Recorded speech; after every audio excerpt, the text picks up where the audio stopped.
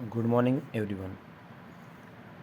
बहुत से लोगों की क्यूरी थी कि सर सैनिक स्कूल के लिए बच्चों की डेट ऑफ बर्थ क्या होना चाहिए, तो मैं आपको बताना चाहता हूँ। जैसा कि आप लोग देख रहे होंगे कि स्क्रीन पर दिख रहा होगा आप लोग को कि सैनिक स्कूल हो या चाहे आरएमएस स्कूल हो, ठीक है, दोनों के लिए 6 क्लास के लिए जो एज होती है वो होना चाहिए 10 से 12 ईयर। इसका मतलब क्या है कि सर यदि बच्चे का जन्म 1 अप्रैल 2014 से लेकर 1 मार्च 2016 के बीच यदि हुआ है तो 2026 के लिए सैनिक स्कूल एंट्रेंस एग्ज़ाम 2026 के लिए वह एग्ज़ाम दे सकता है।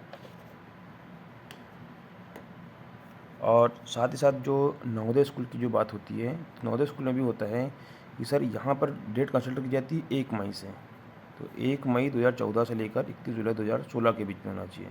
मतलब यहाँ भी कंडीशन हमारे 10 से 12 साल के लिए कंडीशन होती है, ठीक है। अब बात रही कि सर सिलेबस क्या है इन तीनों जो परीक्षाएं होती है, आरएमएस जो होती है टोटल सर ये 5 स्कूल होते हैं टोटल। नवोदय स्कूल हमारे मध्य प्रदेश में हर डिस्ट्रिक्ट में ये होता है। जैसे अब हमारे यहाँ पर भाई 55 डिस्ट्रिक्ट है तो हर जगह 55 लगभग नवोदय स्कूल से है, ठीक है। सैनिक स्कूल हमारे यहाँ 33 सैनिक स्कूल से है, ठीक है। और अभी कुछ नए सैनिक स्कूल जुड़े हैं। जैसे अपने मध्य प्रदेश के अंदर जो ओल्ड सैनिक स्कूल है वो रीवा में है और 2 सैनिक स्कूल बने हैं। तो एक है होशंगाबाद में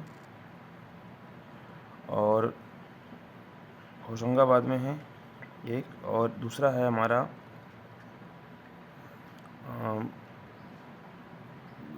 खंडवा में। सेकंड है हमारा खंडवा में। तो ये ऐसे करके 3 स्कूल हमारे यहाँ पर खुले हुए मध्य प्रदेश में। और रही बात सिलेबस की, सर कि सिलेबस क्या होता है इन लोगों के लिए, तो मैं 6 क्लास का सिलेबस डिस्कस कर रहा हूँ अभी। तो जैसा कि आप लोग देख रहे होंगे कि जो सिलेबस है ये हमारा आरएमएस स्कूल के लिए, चाहे सैनिक स्कूल की बात करें, तो सिलेबस सभी का एक जैसा होता है लगभग। बस नवोदय स्कूल में क्या होता है कि वहाँ पर इंग्लिश नहीं आती है, ठीक है। बात रही मैथ्स की, तो सबसे ज़्यादा वेटेज होता है मैथ्स का, ठीक है। तो ये होता है, जैसे सैनिक स्कूल की बात करें तो ये यहाँ पर क्वेश्चन होते हैं हमारे कितने 50 क्वेश्चन होते हैं हमारे यहाँ पर। और 50 क्वेश्चन, हर क्वेश्चन होता है 3 मार्क्स का, दैट मीन्स 150 मार्क्स का ओनली मैथ्स होता है। बाकी 25 क्वेश्चन हमारे इंग्लिश के होते हैं, जो होते हैं 2 नंबर का एक, 25 इंटू 2 दैट मीन्स 50 नंबर का ये होता है। और वैसे ही हमारी रीजनिंग होती है 25 नंबर का, और हर एक क्वेश्चन होता है 2 मार्क्स का, दैट मीन्स 50 नंबर का ये होता है। साथ के साथ हम बात करें जीके एंड साइंस की, तो सर यहाँ भी 25 क्वेश्चन होते हैं और हर क्वेश्चन होता है 2 मार्क्स का, दैट मीन्स 50 मार्क्स का ये हमारा होता है जीके एंड साइंस, ठीक है। तो इस प्रकार से सिलेबस डिवाइड होता है। तो इसमें जैसे पहला जो मेन चीज़ है हमारी, मैथ्स की बात करते हैं हम लोग। तो मैथ्स का जो सिलेबस बहुत ज़्यादा बड़ा सिलेबस नहीं है, लेकिन लेवल काफ़ी अच्छा होता है। यदि 6 क्लास का बच्चा यदि एग्ज़ाम दे रहा है तो लेवल लगभग क्लास 8 का लेवल का एक एग्ज़ाम होता है ये। तो जैसे यहाँ पर मैथ्स का देख रहे हो आप, नंबर सिस्टम होता है, फैक्टर एंड मल्टीपल्स होते हैं, फ्रैक्शंस एंड डेसिमल्स होता है, एलसीएम एचसीएफ होता है, टाइम एंड वर्क क्वेश्चन होता है, परसेंटेज होता है, प्रॉफिट एंड लॉस होता है, सिंपल इंटरेस्ट क्वेश्चन आते हैं, जियोमेट्री आती है, एरिया एंड पेरीमीटर आता है, वॉल्यूम आता है, और डेटा एनालिसिस आता है, डेटा हैंडलिंग आता है, ठीक है, जिसमें एवरेज जैसे क्वेश्चन कुछ होते हैं।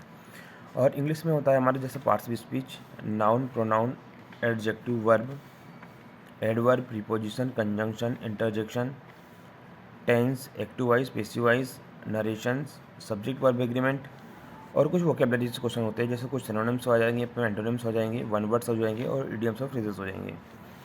साथ के साथ हम बात करें रीजनिंग का सिलेबस क्या होता है, तो सर रीजनिंग का सिलेबस यदि हम बात करें कि सैनिक स्कूल, मिलिट्री स्कूल के लिए, तो दोनों में समान ही होता है।